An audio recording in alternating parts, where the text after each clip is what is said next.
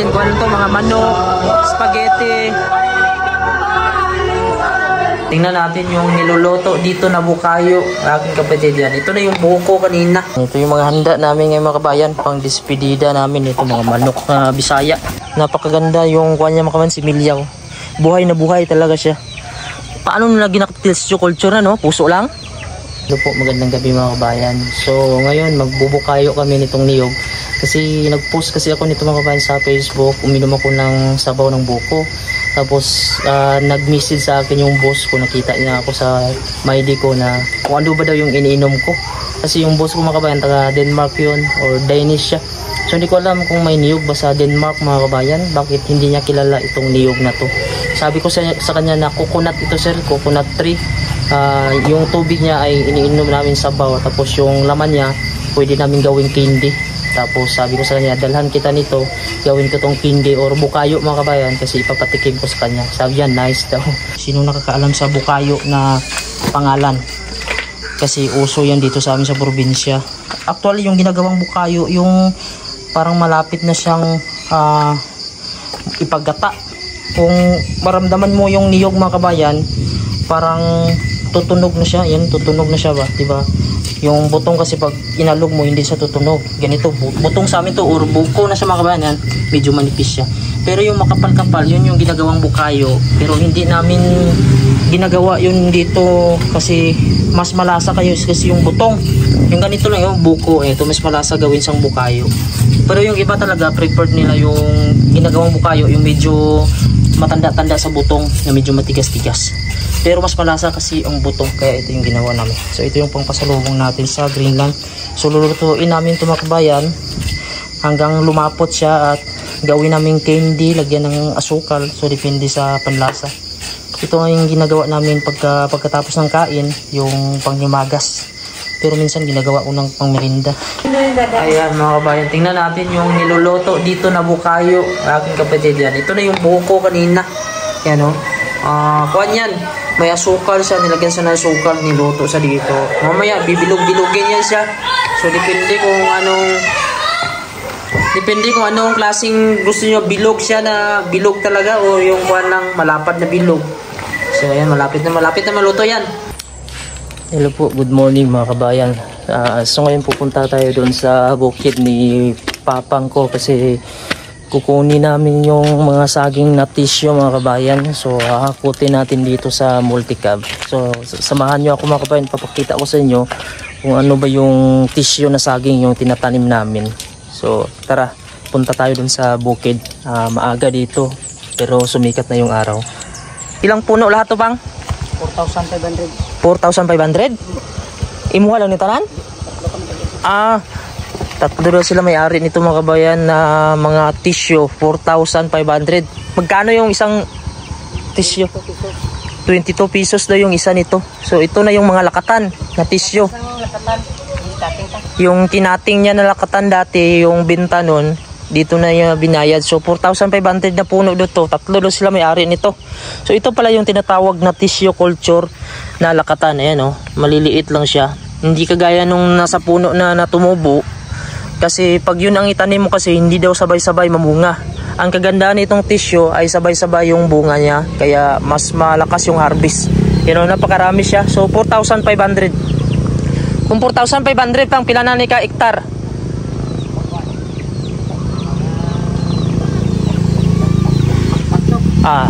Pag may ganito ka mga kabayan, mga 3 hektarya mapuno na. So malaki na yung pera mo nito. Pero sa papa ko 3 daw sila nito.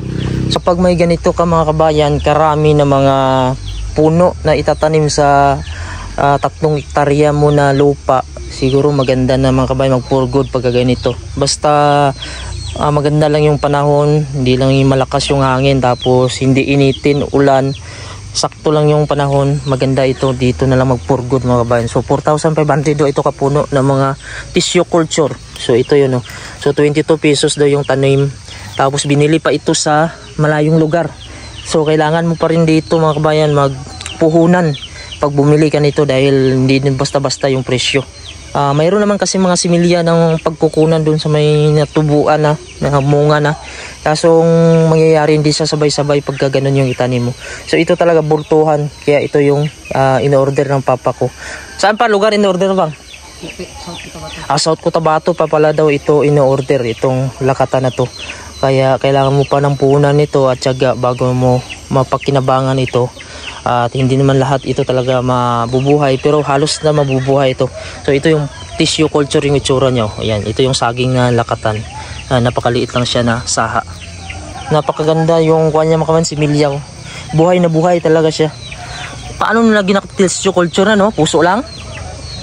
Kung lawan sa saging, galingon. Tapos laboratory test. O isulod sa grapon ng mga 6 months sa laboratory. Pag magmata na siya, ilagay na siya. Bunot niya, sa lubi. Bunot sa lubi. Ito pala yung tissue culture mga kabayan, yung kuan. 6 months na, kasi 6 months. Yung tissue culture pala mga kabayan, ito na si Milya. Bale, yung mga puno daw ng saging, igilingin daw yun. I-process. Tapos, ilagay daw sa bote.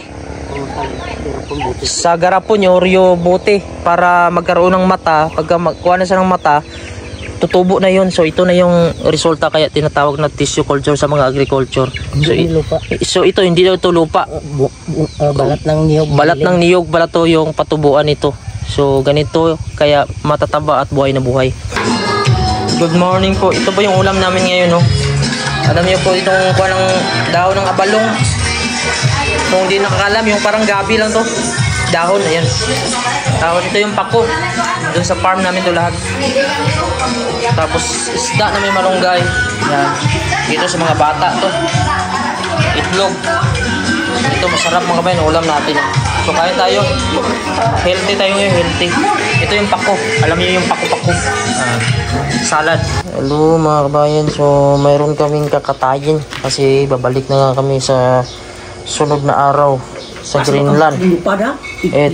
Ito may dalawang manok dito na native. Ay, may botol ini. Yan, may native dito na manok. Kakatayin namin to sa sabawan mga kabayan, pang despedida daw. Ito lang yung handa namin, yung galing sa mga bundok. Ayan. So medyo kuhan mga kabayan, maliksi. Yan, ito yung mga handa namin ngayon mga kabayan, pang despedida namin. Ito mga manok na Bisaya. Sarap ito sa bawan, tapos sa adobo. Ito lalaki to, napakalaki to. Ayan, tatlo na yung babae. Ayan. So nag-iinit na ng tubig. Ayun mga kabayan, titingnan natin dito kung ano na yung naluto ng yung papa. So kanina pa to sila nagluto umaga. Ano ito bang? Ito may mga karne pa dito ng manok na native ng Bisaya. Ano yung mukha mo sa bang? Adubuhin niya daw ito. Tapos dito may papait. Ayan, may papaitan, oh. Kambing. Baka na papait. Baka na papaitan. Ayan, yung papaitan sa Ilonggo. Masarap yung sabaw niyan. Tapos ito naman, saan eh? Maskara. Maskara daw to. Yung baka na kuwan. Baka na maskara. Ayan, oh, sinampalukan. Grabe, sarap yung mga bayan, oh. Maganda to sa kuwan pagka bihira lang, pero pag palagi delikado ka din dito. Tapos ka na, kanon. So titikman natin tong niluto niya dito. Tapos ito mga kabayan, sinabawang manok na native. So lalagyan pa yan ng papaya at saka may sili pa, wala na. Malunggay. So hindi pa tapos. Ito. So ayun mga kabayan, susubukan natin itong luto ng papa ko. Ito, maskara daw ito na yung sa baka na sinigang. Tapos halo ng papaitan. Ito yung nabinta ng papa ko, yung sa saging niya. Bumili siya ng karne ng baka at saka kambing. Baka ni pang tanan, no? Baka pala ito lahat. Tapos itong manok ay binigay lang ng ninong ko yung 2 piraso. Tapos bumili ng papa ko ng ibang manok. Kumuha yung papa ko ng 2 manok dun sa kanya din. So kain po tayo. Minsan-minsan lang naman pag ganito. Pag may mga birthday occasion, karne talaga yun. Sarap. Iba talaga yung lasa na bagong katay na baka. Ay, dito sa amin yung mga karne bagong katay. Baguhan ka mo, mag-order ka. Mag-order ka, tapos doon kakatayin nila yun kasi maraming nag-order. Malambot na. Kapag masilit. Harap, no? Ito makamiss ng mga karne sa Pilipinas kasi presko. Malasa. Ito na po mga kabayan. Bali, luto na din yung native na manok. May itlog pa, oh. Malapit na pala mga itlog to. Yung native na manok, oh. Ito yung hinanda namin ng mga ulam para sa bisita. Tapos may kuwan dito, pansit. Ayan, pansit. Tapos ito, manok na fried chicken. Tapos dito, ayan. Ito yung niluluto ng uncle ko. Ano na, Col? Adobo? Ito, adobo manok to na native din. Yung Bisaya. Tapos haluan ng ano yan? Pinya? Ah, yan, haluan ng pinya. Ito, pinya. Doon din galing sa farm yung pinya. Yan yung manok na binigay ng ninong ko, yung uncle ko. Yan. Ay, salit dan. Okay, maampo kita. O sa sulod? Sa sulod, tindog anay, kay magpreta, dali ka mo dire. Mga bata, di magahoda. Okay, maampo ta. Ang langit nun, balaan, og silimbaho na may sining hapunon.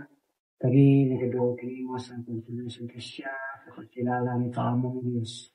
Aming ilang Diyos na aming maluluwas. Amen. Happy birthday to you. Happy birthday to you. Happy birthday, happy birthday. Happy birthday to you. God bless. O, di, kaon na mo. Kaon na, kaon. So ito po yung ganap dito ngayon. Bali nagpa-despedida kami at saka birthday namin ni Auntie. Ito yung kapatid. Kapatid. Auntie ko to. Asawa ng uncle ko. Yung husband niya at saka mama ko magkapatid. So ito lang po yung handa namin ngayon mga kasama ko to sa church, mga brother and sister, mga kamag-anak. Ayan. So ito yung mga handa natin. Sa loob, mga bata. Grabe ang iingay. Ito yung anak ko. So hindi ko alam kung hanggang kailan na naman kami makabalik dito. Ayan. Ayan. Sa loob may nagbibidyoke. Ito po yung mga pamilya ko, mga bayan, mga brother and sister. Salangin ko mga pa-birthday sa imong apps ba? Salangin ko mga pa-birthday sa imong. May parating pa na mga pinsan ko, mga kabayan. Yan, kain lang, kain. Ito yung mga handa natin. Kung ano ito, mga manok, spaghetti, maha, papait. Yan, papaitan, spaghetti, fried chicken. Ano ito, mang? Baka, maskara. Manok native, pansit, balbakwa. Balbakwa to. Buko salad, kaso naubos, wala na refill? Kulang ang buko, kamay lang. Gibukayo. Gibukayo na niya. Tapos ito native manok din na.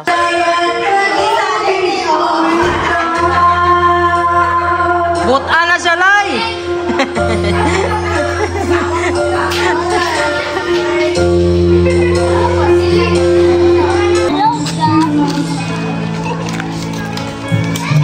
Ayan po sila dito, mga kabayan, yung mga pan ko to, mga pinsan, uncle, mga ka-churchmate ko po dito.